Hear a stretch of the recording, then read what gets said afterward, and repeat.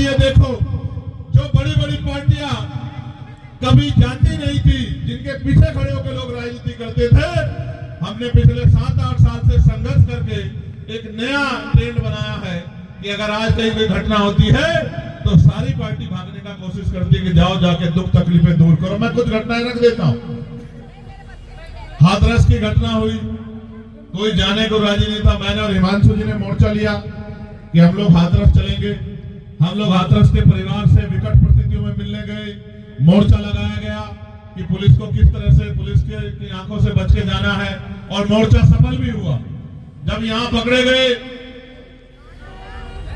Toll पर खजारसी के, तो पुलिस के पकड़ने से पहले सरकारी बस में चले गए। सरकारी बस को घेरने से पहले कपिल जी के जरिए मोटरसाइकिल के रास्ते अलीगढ़ चले गए, और अलीगढ़ में जब मुख्य द्वार पे पुलिस खड़ी थी तो दीवारें को टाप के पिछले दरवाजे से अस्पताल चले गए।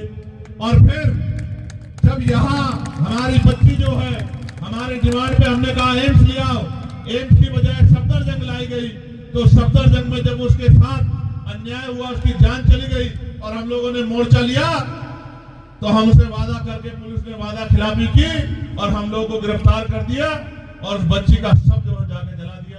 आप देखो, उससे पहले कोई जाता था कि हमारी बच्चियों में?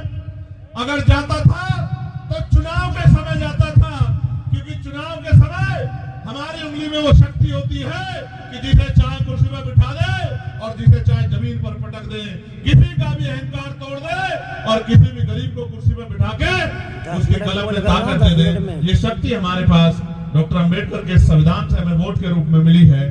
तो जाते तो थे लोग, लेकिन तब जाते थे जब हमारी जरूरत उनको होती थी, जब उनकी जरूरत हमें होती थी तो हमसे मुंह फेर लेते थे। ये ट्रेंड अगर आज बदला है, चाहे संभल का मामला हो, चाहे हाथरस का मामला हो, और चाहे यही मैं नागल की गवाही देता हूं कि जब नागल में 9 साल की हमारी बच्ची पर जुल्म हुआ तो किसी की आंखों में आंसू नहीं आए। सबसे पहले हमारी टीम ने मोर्चा लिया, और जब हमारी टीम ने मोर्चा ले लिया तो यहाँ के मुख्यमंत्री की भी नींद खुली। उन्होंने कहा मैं भी जाऊंगा, और कांग्रेस के एक बड़े नेता ने कहा कि मैं भी जाऊंगा। मैंने कहा था वहां जाके कि अब चंद्रशेखर आजाद आ गया है, अब आप देखना कि हर नेता को लगेगा कि वहां जाना चाहिए। जो मीडिया भी उस घटना का नजरअंदाज कर रही थी, आपकी शक्ति के सामने मीडिया ने भी कहा कि अन्याय हुआ और उनको जेल जाना पड़ा। ये बात मैं आपसे इसलिए कह रहा हूं कि मैंने अवसर रातें बिताई हैं, चाहे सानी साइन बाग का आंदोलन हो या जामिया के बच्चों पर जब लाठियां पड़ी उनका आंदोलन हो, जिसके सामने हेडक्वार्टर का गिराव करके।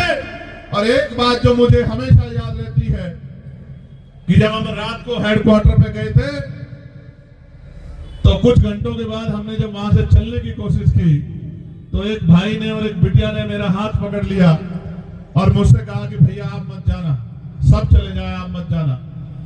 तो सिकंदर साहब, मैंने कहा कि क्यों नहीं जाना? तो बोले आप चले जाओगे तो पुलिस हमें बहुत मारेगी, हम बेटियां हैं, आप हमारा अपमान होगा, आप मत जाओ। और मैंने हिमांशु जी से कहा कि भाई अब क्या करें? तो बोले करना क्या है कि अब यहाँ रहना है, इनकी रक्षा करनी है, यही तो काम हम लोग करते हैं।